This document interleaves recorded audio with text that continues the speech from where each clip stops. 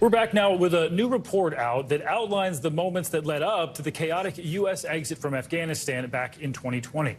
The 12-page report released by the National Security Council lays the blame on former President Trump and his administration. It says decisions made while Trump was in the White House were a major reason why chaos unfolded during the evacuation process in Kabul when Biden took over the presidency.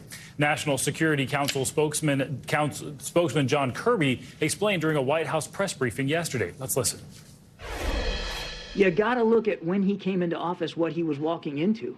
He didn't negotiate with the Taliban. He didn't invite the Taliban to Camp David. He didn't release 5,000 prisoners. He didn't reduce force levels in Afghanistan to 2,500. And he didn't have an arrangement with the Taliban that they won't attack our troops. He came in with a certain set of circumstances. He had no ability to change. He had to deal with it based on what he inherited. The Taliban has remained in control of Afghanistan since the withdrawal 2 years ago, plunging the country into a humanitarian crisis. NBC News White House correspondent Allie Raffa joins us now for more on this new report. Allie, good morning to you. So walk us through this report. What's the basis here for the Biden administration to place so much of this blame on the previous administration?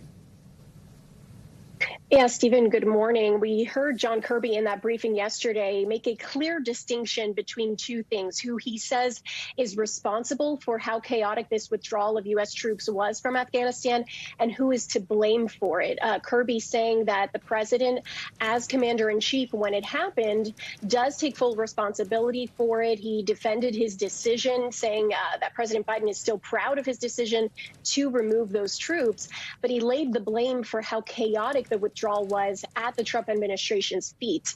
Take a listen to a bit of what he had to say in that briefing yesterday. The president's transition team asked to see plans for that removal. They asked to see plans for a security transition to the Afghan government.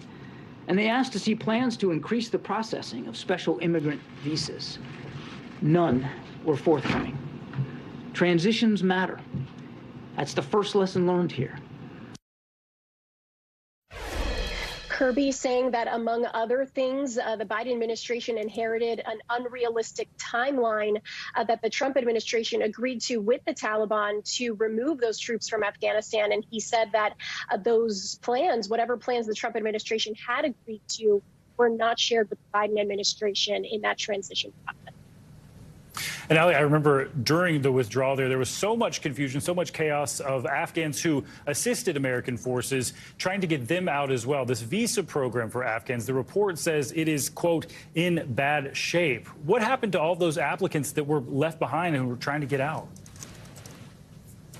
Yeah, that special immigrant visa program was really the golden ticket for these Afghan fixers, translators, contractors, people who had helped U.S. forces on the ground in Afghanistan for the 20 years that they had a presence there.